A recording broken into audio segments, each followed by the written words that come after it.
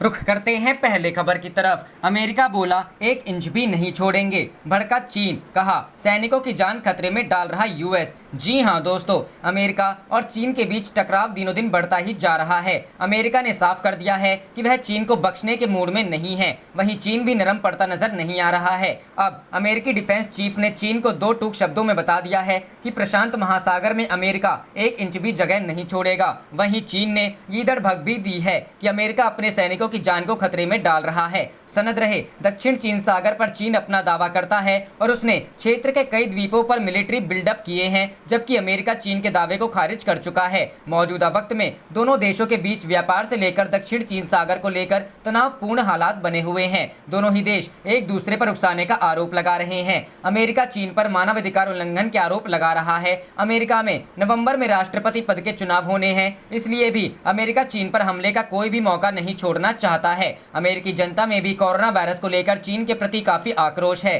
बीते बुधवार को ही अमेरिका ने चीन की 24 कंपनियों को ब्लैकलिस्ट किया है। इस कंपनियों पर आरोप है कि ये मिलिट्री बिल्डअप में चीन की मदद कर रही थी। हवाई में अमेरिकी रक्षा मंत्री मार्क एस्पर ने कहा कि चीनी कम्युनिस्ट पार्टी आक्रामक सैन्य आधुनिकीकरण प्रोग्राम के जरिए दुनिया भर में अपनी ताकत को स्थापित करना चाहता है। चीनी सेना यानी पीएलए कम्युनिस्ट पार्टी के एजेंडे को आगे बढ़ा रही है। चीनी सेना दक्षिण और पूर्व चीन सागर में सरकार के इशारों पर आक्रामक रवैया अपना रही है। हालांकि उन्होंने यह भी कहा कि चीन के साथ काम करके उसे ऐसे रास्ते पर लाएगा जो अंतर्राष्ट्रीय नियमों के तहत आता हो।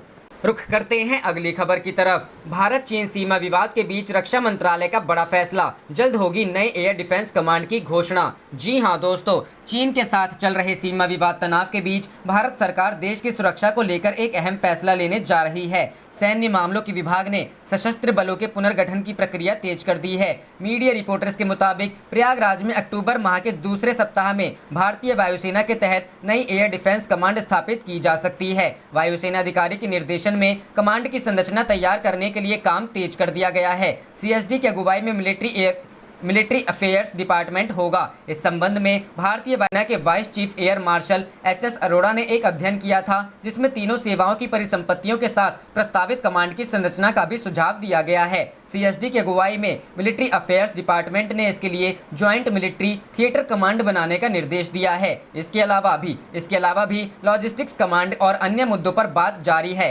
संयुक्त समुद्री कमांड का भी हो सकता है गठन। वायु रक्षा कमान का गठन भारतीय वायुसेना के मध्य कमान मुख्यालय के साथ किया जाना प्रस्तावित है, जो आगरा, ग्वालियर और बरेली सहित महत्वपूर्ण हवाई अड्डों को नियंत्रित करता है। इसका उद्देश्य तीनों सेनाओं के संसाधनों को एक कमांड के तहत संयोजित करना है। इसके अलावा सीडीएस संयुक्त समुद्री कमांड के निर्माण पर भी काम कर रहा है, जो केरल के कोच्चि या कर्नाटक के करवार में आएगा। नए कमांड में 3 स्टार स्तर पर कोई अतिरिक्त पद नहीं बनाया जाएगा। प्रत्येक सेना का अपना खुद का एयर डिफेंस सेटअप है। एयर डिफेंस कमांड वायुसेना, थल सेना और नौसेना की वायु रक्षा परिसंपत्तियों को एकीकृत करेगा और संयुक्त रूप से देश के एयर स्पेस को कवर प्रदान करेगा। सीडीएस ने सशस्त्र बलों को यह भी स्पष्ट कर दिया है कि वह किसी भी नए कमांड को मेंटेन करने के लिए 3 स्टार स्तर पर कोई अतिरिक्त पद नहीं बनाया जाएगा। इस बीच देश के हवाई क्षेत्र की सुरक्षा के लिए इजराइल और रूस से 2 नए Phalcon airborne early warning and control system के अधिग्रहण का प्रस्ताव सुरक्षा संबंधी कैबिनेट कमेटी के पास पहुंच गया है। यह डील $1 अरब की होगी।